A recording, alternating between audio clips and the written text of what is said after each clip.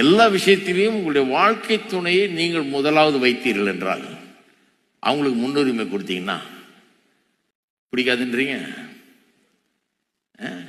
நீங்க அவங்களுக்கு முன்னுரிமை கொடுக்குறீங்க, அவங்க உங்களுக்கு முன்னுரிமை கொடுக்குறாங்க. வேதத்தில் அப்படியே சொல்லியிருக்கு, ரோமரில் அப்படியே போதிக்கிறார்.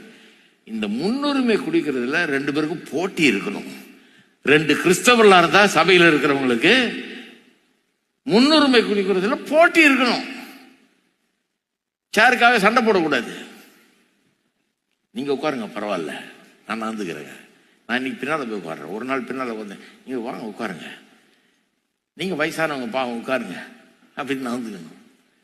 முன்னுரிமை கொடுத்து பாருங்க. அவங்க சொன்னா இல்ல இல்ல நீங்க உட்காந்துருக்கீங்க, நீங்க உட்காருங்கன்றாங்க. இதுக்கு சண்டை நடக்குது. அவங்க இல்ல இல்ல நீங்களே உட்காந்துருக்கன்றாங்க, நீங்க சொன்ன இல்ல நீங்க உட்காருங்கன்றீங்க. இதுக்கு இப்படிதான் இருக்கணும் சபைனா. இருக்கிறீங்களா? நான் முன்னால வந்தேன், அப்ப நான் தான் உட்காருவேன். நீங்க முன்னால வந்தீங்கன்னு எல்லாருக்கும் தெரியும். இருந்தா கூட பின்னால வந்தவங்க கொஞ்சம் உட்கார்றதுல அதுக்கு முன்னுரிமை கொடுத்தா என்ன? இதே தான் வீட்டில் நடக்கணும். வீட்டில் என்ன நடக்கணும்? நான் சொன்னதுதான் சட்டம். நான் சாப்பிட்டு மீதி இருந்தாதான் நீ சாப்பிடணும்.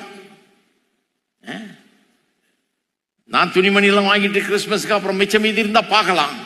இதெல்லாம் நடக்கிற விவகாரம். நடக்காத சொல்றேன் நான்.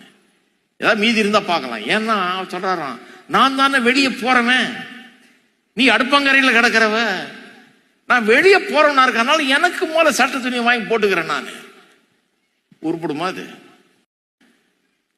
அவங்க வீட்டில் போய் சாப்பாடை சாப்பிட்டு பார்த்தீங்கன்னாலே தெரியும், கசப்புனால செஞ்சது அதுன்னு. இந்த மனுஷங்கிட்ட மாட்டிக்கிட்டு வாழ்நாள் முழுக்க நம்ம அவஸ்தைப்படுறோமேங்கிற கசப்புனால செஞ்சுதான் இருக்கும். முன்னுரிமை அதை கொடுத்தாலே போதும்.